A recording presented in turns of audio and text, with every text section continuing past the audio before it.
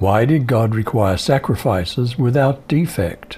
Does capital punishment deter evils? What were God's standards for royalty? Does our King of Kings far exceed those standards? Let's look at Deuteronomy 17. Should a sacrifice not have any blemish or defect? You shall not sacrifice to the Lord your God an ox or sheep which has a blemish or any defect, for that is a detestable thing to the Lord your God. Was that because the sacrifices pictured our sinless Savior? For you know that it was not with perishable things, such as silver or gold, that you were redeemed from the empty way of life handed down to you from your ancestors, but with the precious blood of Christ, a lamb without blemish or defect. Was capital punishment designed to purge evil from Israel? If there's found among you, within any of your gates, which the Lord your God gives you, a man or woman who's been wicked in the sight of the Lord your God, in transgressing his covenant, who has gone and served other gods and worshipped them, either the sun or moon or any of the host of heaven, which I've not commanded, and it's told you, and you hear of it, then you shall inquire diligently. And if it is indeed true and certain that such an abomination has been committed in Israel, then you shall bring out to your gates that man or woman who has committed that wicked thing, and shall stone to death that man or woman with stones. Whoever is deserving of death shall be put to death on the testimony of 2 or 3 witnesses. He shall not be put to death on the testimony of 1 witness. The hands of the witness shall be the first against him, to put him to death, and afterward the hands of all the people. So you shall put away the evil from among you. Is there something far worse than the death penalty? Don't be afraid of those who want to kill your body. They cannot touch your soul. Fear only God, who can destroy both soul and body in hell. What if a judicial decision is too hard for the lower courts? If there arises a matter too hard for you in judgment, between blood and blood, between plea and plea, and between stroke and stroke, being matters of controversy within your gates, then you shall arise and go up to the place which Yahweh your God chooses.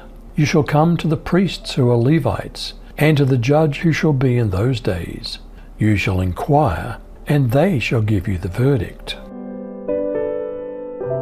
What if people don't want to abide by the court's decision?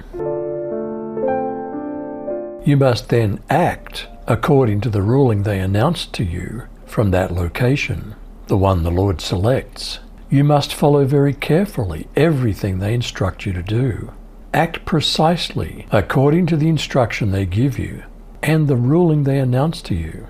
Don't deviate even a bit from the word they announce. And whoever acts rashly by not listening to the priest who is in office serving the Lord your God, or to the head judge, will die.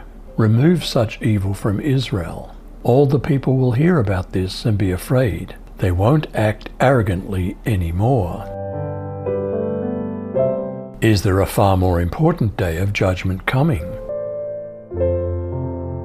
I saw a great white throne with someone sitting on it.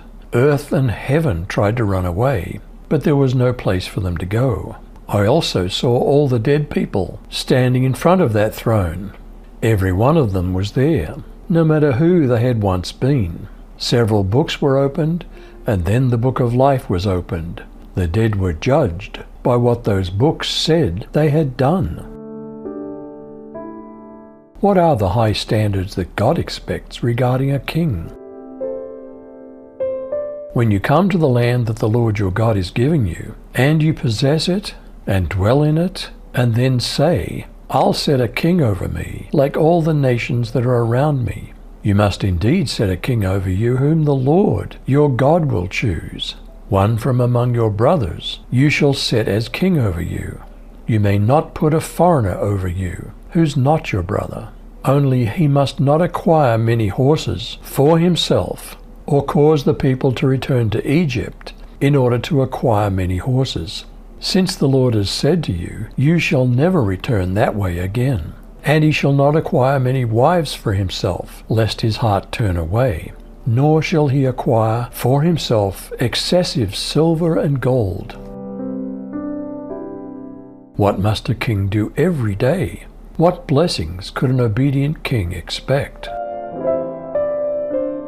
When he's seated on his royal throne, he's to write a copy of this instruction for himself on a scroll in the presence of the Levitical priests. It's to remain with him, and he's to read from it all the days of his life, so that he may learn to fear the Lord his God, to observe all the words of this instruction, and to do these statutes. Then his heart will not be exalted above his countrymen. He will not turn from this command to the right or the left, and he and his sons will continue ruling many years over Israel. Is there a king who willingly gave up everything to save us? In God's own form existed he, and shared with God equality, deemed nothing needed grasping, instead poured out in emptiness.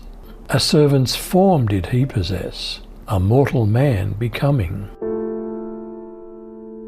Why did God require sacrifices without defect? Does capital punishment deter evils? What were God's standards for royalty? Does our King of Kings far exceed those standards? You decide.